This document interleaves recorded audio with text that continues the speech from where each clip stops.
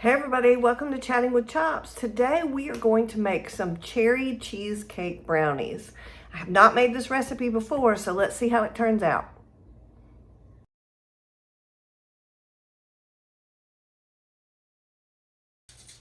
All right, so the first thing we need to do is get our pan ready. So we have an 8-inch square metal pan here, and then we're going to spray it with some cooking spray. I've put some aluminum foil. You could put parchment paper, but you do want it to be hanging over a little bit so you can pull your brownies out of this pan. All right, so we're going to take 8 ounces of cream cheese.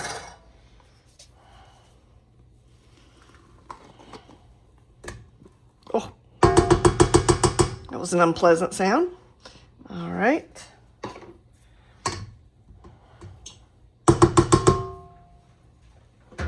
Okay, and then we're going to take, we have 1/4 cup of powdered sugar. We're going to put that in there.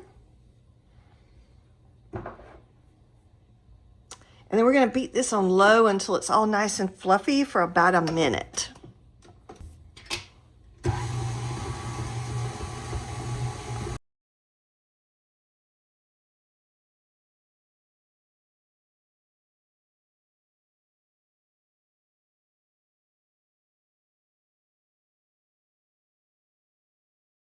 What we're going to do is we're going to add an egg.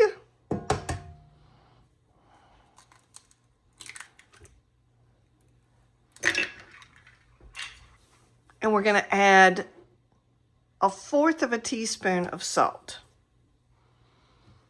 And then we're going to beat that up until it's combined.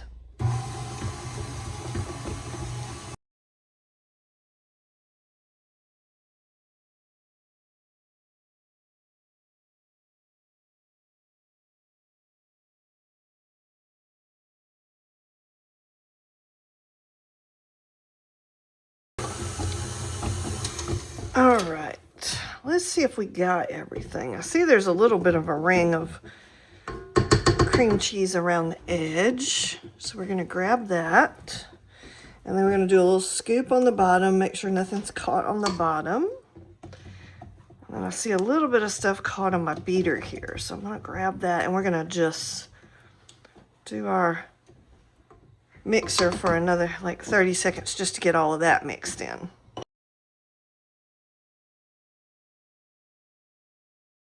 So we're going to push this off to the side for a minute, and we're going to go to our next step. So we're going to build our flour mixture. So the next step that we want to do is we're going to whisk together our flour, cocoa, and some salt.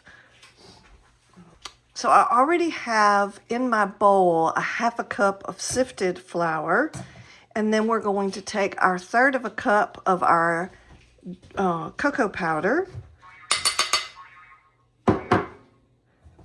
And we're going to sift that.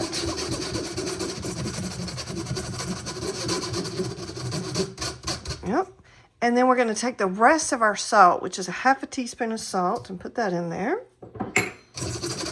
Okay. And then we're going to give that a good mix. Okay. No lumps. And so we're going to set that aside. We're going to melt our chocolate and our butter together. So what we have is a microwave safe bowl, 1/2 cup of butter here, and we're going to put it in our microwave safe bowl. Cut it up a little bit to help it melt a little bit easier. And then we're going to take our 1/2 cup of 60% bittersweet chocolate chips. It's what the recipe suggested. I'm sure that once you've made this and decide what you like, you can change the chocolate, but I'm sticking with the recipe for the moment. So we're going to drop that in. And then what I'm going to do is I'm going to microwave this on 30-second intervals until this is all nice and melted. It should take about a minute, it says.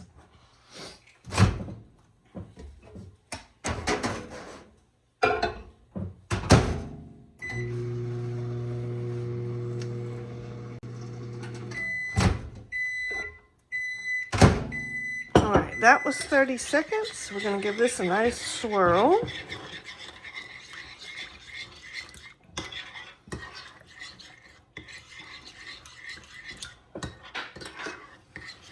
Okay, I think I'm gonna do this another like 15 seconds. I'm not sure that it really needs another 30 seconds.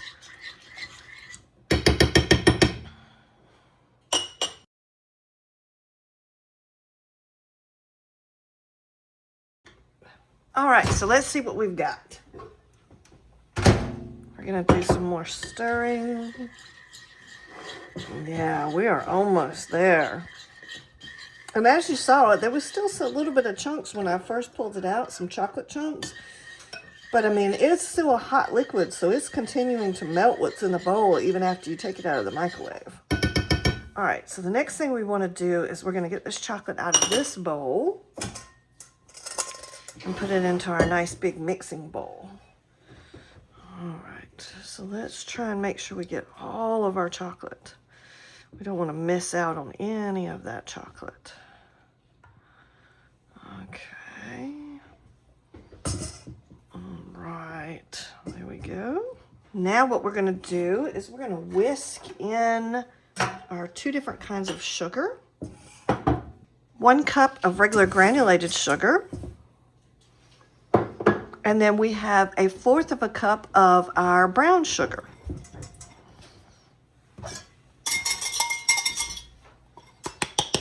Okay, we're just going to whisk that all nice and together. Oh, that's beautiful.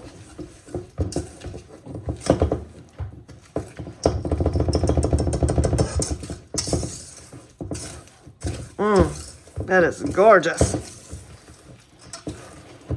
Okay. Make sure I don't have any lumps or anything. Okay.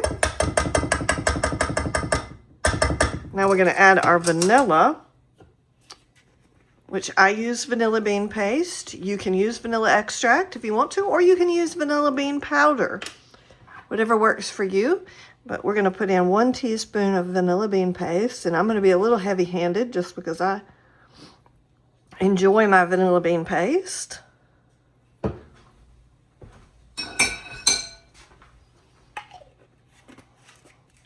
then we're going to add the rest of our eggs. So we have 3 more eggs we're going to add to this recipe. There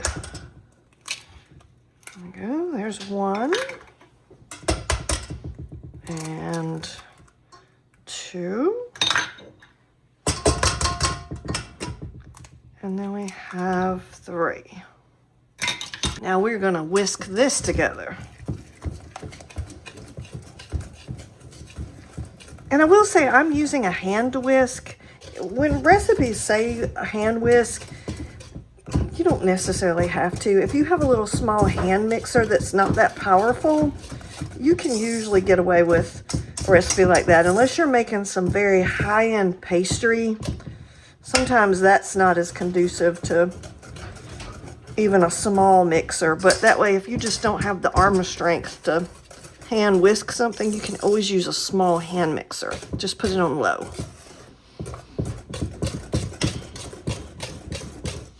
Okay, that looks fantastic.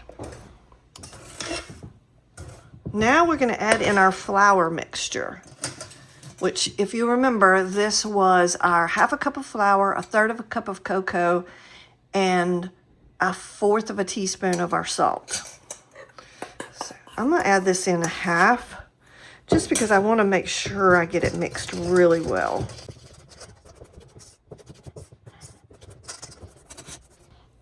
Yeah, that's getting a little bit thicker to pull too.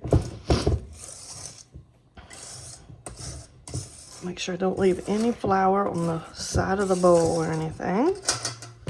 We want all that goodness. Okay, now I'm going to do the rest of it. Just trying to make sure that we get all of our ingredients mixed in and make sure we don't have any flour streaks. See, there was a nice little bubble full of our flour cocoa mixture, and we don't want that. This will be a really good time to go ahead and get your oven preheated to 350 degrees. We're going to put this in our nice prepared pan we have.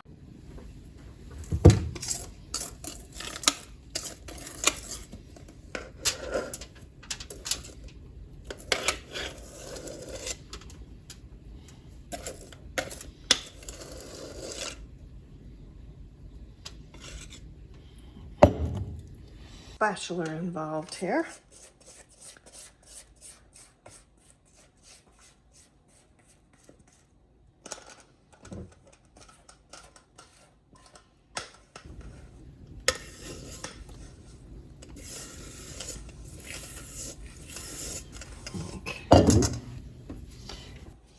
Now I'm just going to even it out a little bit. Make sure I'm on the bottom of my pan nice and evenly.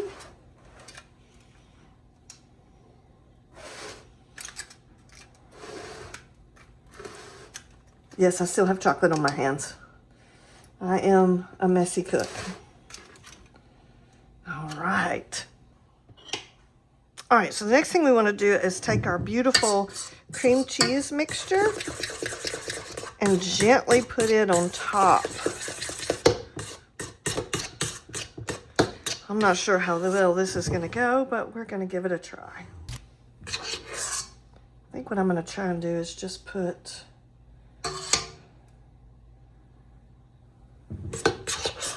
some big spoonfuls in each corner, because we're going to want to spread this out all nice and even over the top of our chocolate mixture, but I don't want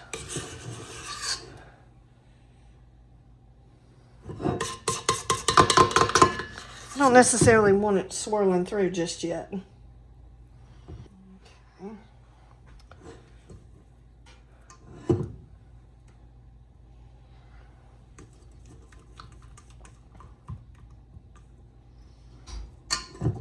All right, so we're going to try and just gently move this over the top of this chocolate batter.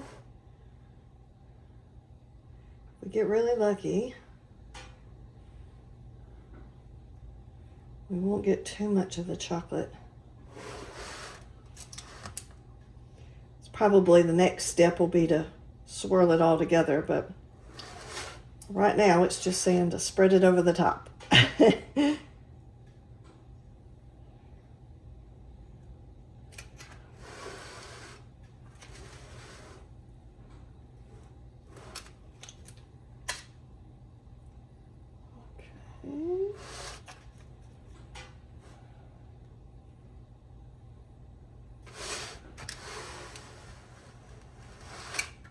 Oop, got a little bit there. All right. Now what we want to do is take our 3/4 of a cup of cherry pie filling and just kind of dollop it on top of our mixture here.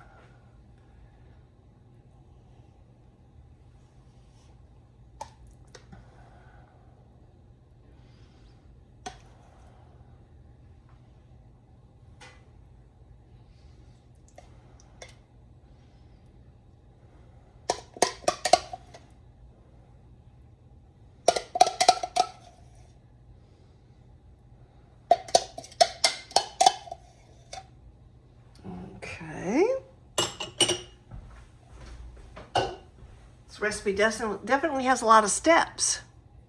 And I think I might deviate from the recipe a little bit here and use a little bit more of my pie filling, because I did have more in the can. So I'm just going to put a little bit more on here than it's asking for.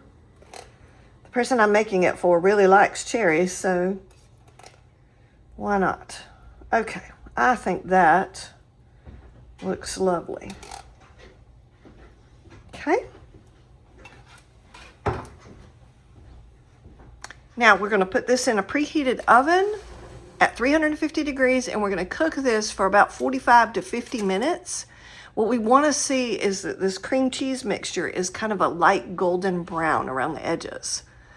So here we go. All right, we let it cook for 50 minutes. And I'm not sure if the camera is picking it up or not, but you see the cream cheese part of the recipe is brown on the edges, and then we see that the brownie mix is cooked. So we're just going to let this sit in the pan for another hour, which basically means that it's still kind of cooking. But we're just going to leave it here for an hour and then come back and do the last step.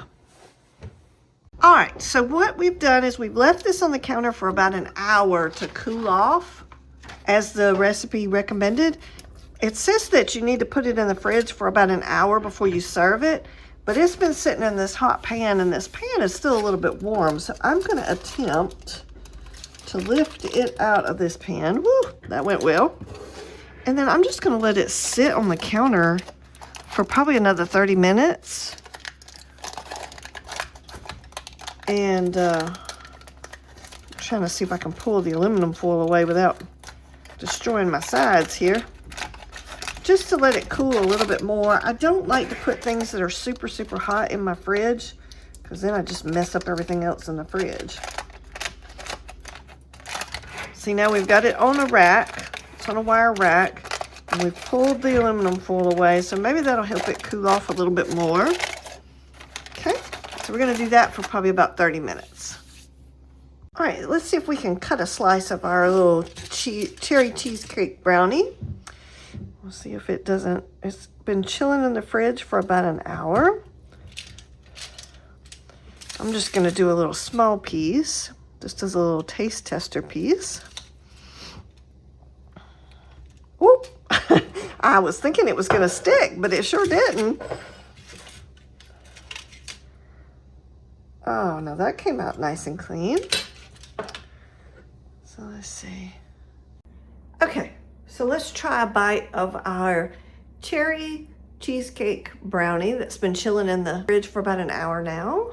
Let's see, we're gonna get some of the cherry and the cheesecake and the brownie.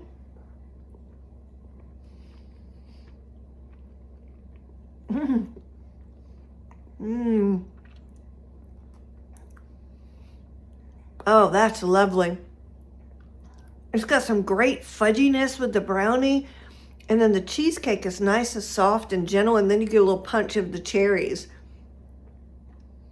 Hope you like this video. Please like and subscribe, and I will catch you on my next bake.